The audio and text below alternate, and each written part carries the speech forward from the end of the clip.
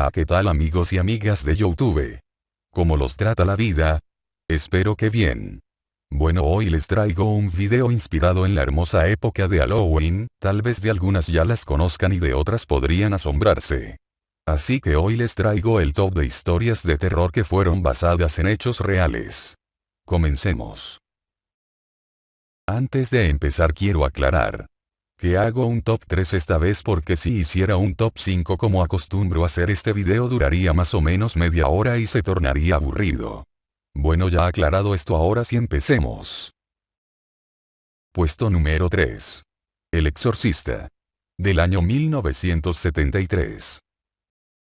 El Exorcista, la famosa cinta de terror que el director William Friedkin filmó en 1973 y que relata la posesión demoníaca de una niña de 12 años, es catalogada sin dudas como la película más aterradora de la historia. Sin embargo, lo que pocos saben es que la historia, tomada del libro del mismo nombre del escritor William Peter Blatty, está basada en un caso real de posesión satánica que afectó a un adolescente de 14 años en las localidades norteamericanas de Maryland y Missouri, en 1949. El adolescente, a quien la Iglesia Católica le dio posteriormente el seudónimo de Roland para proteger su verdadera identidad, era hijo único de una familia de origen alemán y de creencias lutero-cristianas. Los extraños fenómenos comenzaron en propiedad en enero de 1949 en la misma casa de Roland, cuando en el dormitorio de su abuela un cuadro en el que se representaba a Jesús apareció torcido y se movía como si alguien golpeara la pared tras él. Cuando el cuadro fue enderezado, se siguió escuchando el chirrido de unos arañazos tras la pared, como si una garra rascara la madera.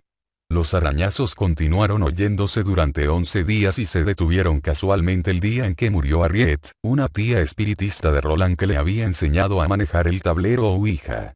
Cuando la mujer falleció, el adolescente habría intentado contactarla a través de la famosa y esotérica tabla. A partir de ese momento se agudizarían los problemas. En la casa de Roland, quien había comenzado a volverse hosco y reservado y durante las noches tenía pesadillas en las que parecía hablar con alguien, se reanudaron los arañazos en las paredes, los muebles comenzaron a moverse solos y muchos objetos comenzaron a levitar. El caso llegó a oídos de un reverendo local quien, estupefacto, no solo presenció estos fenómenos, sino que también vio como la cama del muchacho se sacudía sola y en su pecho aparecían varios arañazos en forma de letra, como si alguien los hubiera trazado desde dentro con un cuchillo. La noche del 16 de marzo el padre Bowden comenzó el exorcismo. Tras rociar con agua bendita la cama, que no dejaba de moverse, comenzó a leer las oraciones del ritual. Cuando dijo, yo te ordeno, espíritu impuro, seas quien seas, junto con todos tus asociados que han tomado posesión de este siervo de Dios, que, por los misterios de la encarnación, pasión, resurrección y ascensión de nuestro Señor me digas mediante alguna señal tu nombre, el día y la hora de tu partida, arañazos cruzaron la garganta, los muslos, el estómago, la espalda y el rostro de Roland. En su pecho apareció la palabra él. Infierno y en su zona púbica se dibujó la letra X y la palabra Go. Ir. Durante la siguiente sesión el sacerdote le preguntó al demonio su nombre, y al instante se dibujó con arañazos sobre el pecho de Roland la palabra espite. Rencor o malevolencia. A medida que el exorcismo avanzaba, el estado de Roland crecía en violencia y espanto. Hablaba y gritaba con una voz ronca, reía con una carcajada diabólica, insultaba a los sacerdotes y maldecía al oír las plegarias o el nombre de Jesús. Y en los pocos momentos de calma proyectaba un aura siniestra que los exorcistas llaman el roce de Satanás. El día 18 de abril, luego que el joven fuera ingresado en el Hospital de los Hermanos de los Pobres de Saint Louis, se libró la última batalla contra el maligno. Los religiosos pusieron en la habitación una estatua del arcángel San Miguel venciendo al dragón antes de que el padre Bowden pronunciara las últimas letanías del exorcismo. A los pocos minutos, de la propia boca de Roland, salió una voz nueva, límpida y profunda. Satanás, Satanás, soy San Miguel y te ordeno a ti y a los otros espíritus malignos que abandonéis el cuerpo en nombre de Dominus, e inmediatamente, ahora. Entonces, durante varios minutos, Roland se debatió violentamente entre espantosas contorsiones. Luego, tras detenerse abruptamente, este dijo con toda calma a todos los presentes: se ha ido. A la mañana siguiente comulgó en la capilla del hospital y por la tarde durmió una larga siesta. Y cuando despertó parecía no recordar nada de su penosa experiencia. Puesto número 2. Terror en Amityville. Del año 1979. El 14 de noviembre de 1974, la pequeña localidad de veraneo de Amityville, en la zona norteamericana de Long Island, se vio remecida por una macabra noticia. Ronald DeFeo, un joven de 23 años, valiéndose de una escopeta de calibre 35, había masacrado, mientras dormían, a todos los miembros de su familia: padre, madre, 2 hermanos y 2 hermanas, en el interior de su propia casa, ubicada en el número 112 de Ocean Avenue, en las cercanías del río Amityville. Según informó la policía, los crímenes presentaban algunas peculiaridades que indicaban rasgos sádicos solo explicables en una mente enferma. La familia había sido narcotizada en la víspera, lo que garantizó al asesino el sueño profundo de sus víctimas. Todos dormían de bruces, con las cabezas apoyadas sobre los brazos cruzados. Todos habían sido fusilados con un arma potentísima, por la espalda, excepto la madre, que recibió un disparo en la cabeza. DeFeo, tras ser capturado por la policía, insistió en el juicio que había escuchado una voz demoníaca que le había insistido en asesinar a toda su familia. Pero, pese a que su abogado alegó locura, DeFeo fue encontrado culpable de los cargos de homicidio múltiple y fue condenado a 25 años de prisión por cada asesinato cometido, 150 años en total. Casi simultáneamente, en diciembre de 1975, la gran casona de 2 pisos de Amityville donde había vivido la malograda familia DeFeo recibió a sus nuevos moradores, el matrimonio conformado por George y Kathy Lutz, quienes llegaron con sus 3 hijos Danny, Chris y Missy, del primer matrimonio de Kathy. Tomando en cuenta los espantosos sucesos que habían ocurrido en el inmueble, lo primero que hicieron los Lutz fue llevar al sacerdote Ralph Pecoraro para que bendijera la casa, pero, cuando el cura pisó el inmueble, se habría escuchado una demoníaca voz que surgió inesperadamente de la planta alta de la casa y que gritó: «¡Lárgate de aquí!». Después las cosas solo empeoraron, tal como lo informó la prensa de la época. Desagradables olores, ruidos espeluznantes, manchas desconocidas que aparecían y desaparecían en las paredes. Con el paso de los días, George, el padre de la familia, comenzó a mostrar síntomas muy extraños. Sentía un frío mortal y pasaba las horas del día frente a la chimenea. Dejó de asearse, convirtiéndose en una persona desaliñada y huraña que gruñía por los rincones de la casa. Su carácter se volvió agresivo y solitario. A lo anterior se sumó la espeluznante aparición de Hodie, un presunto demonio que se manifestaba en forma de una niña y que se mostró por varios días a la hija menor de los Lutz, Missy. Kathy Lutz también levitó en un par de ocasiones sobre su cama y tenía pesadillas sobre los asesinatos.